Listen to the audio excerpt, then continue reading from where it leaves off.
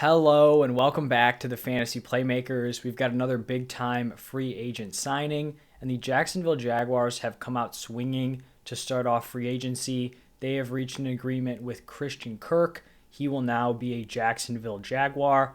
And I don't know why, but just preparing for free agency, I didn't really see this as a potential option for Christian Kirk.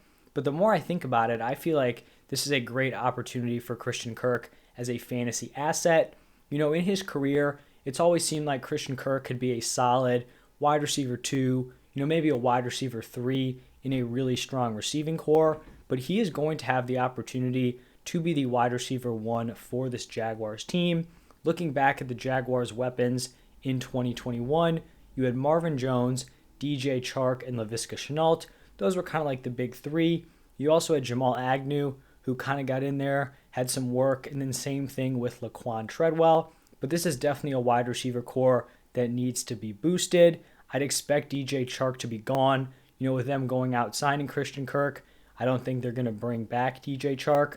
So, right now it is wide open for Christian Kirk to be the wide receiver 1 on this team. He's had a super solid, career so far. 4 years in, his lowest points per game total was a rookie when he put up 10.3 points per game, still double digits. Last year he had his most receiving yards, almost an 1,000-yard season, 982 yards on 77 receptions. That was also a career high for him.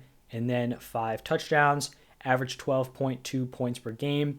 For Christian Kirk, I do feel like this is probably best case scenario. Also good to see for Trevor Lawrence. They're obviously going out trying to build around him. I think they also signed, a pretty solid offensive guard, I think it was, or just someone on that offensive line.